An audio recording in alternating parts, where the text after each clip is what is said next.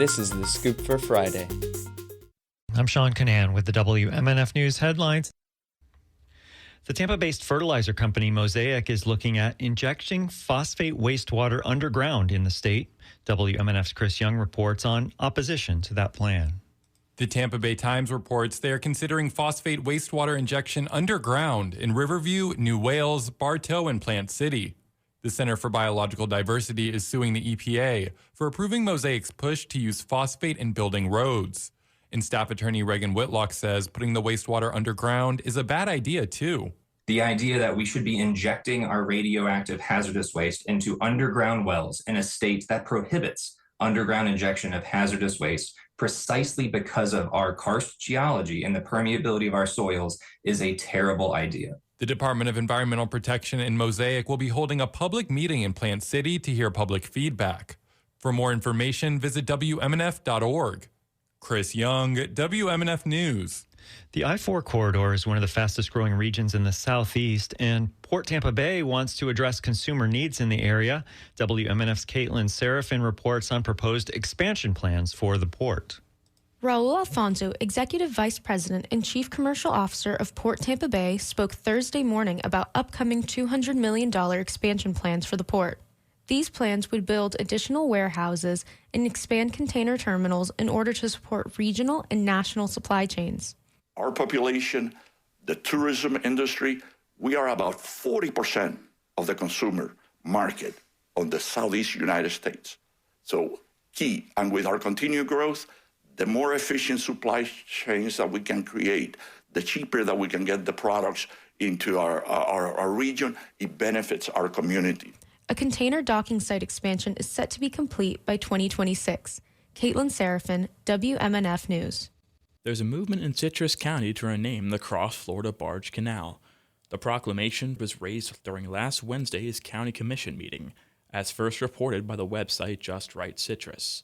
The proclamation says renaming the canal promotes the restoration of names reflecting American ideals. The Cross Florida Barge Canal was a proposed canal route that would have connected the Gulf of Mexico to the Atlantic Ocean.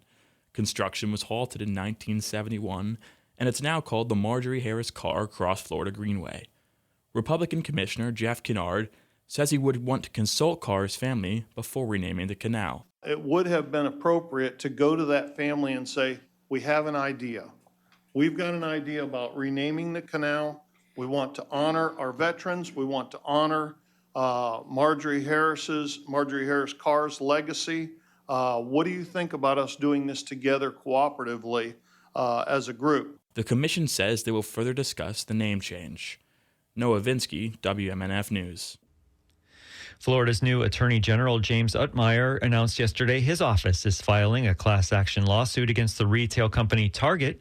He argues that the company violated the Securities Exchange Act by not disclosing what he called the no risks of its DEI and Pride Month initiatives. He says those investments hurt the company's performance when its stock dipped 2 years ago. The state's employee pension plans invest in the company. You'll remember Target promoted rainbow sports bras for boys, children's swimsuits with transgender features, and books for kids that ask them to question their biological reality. This radical campaign predictably caused Target's stock price to plummet, wiping out $10 billion in market value in just 10 days.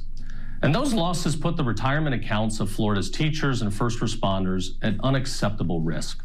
Target had already announced last month it would be backtracking its DEI efforts amid Donald Trump returning to office.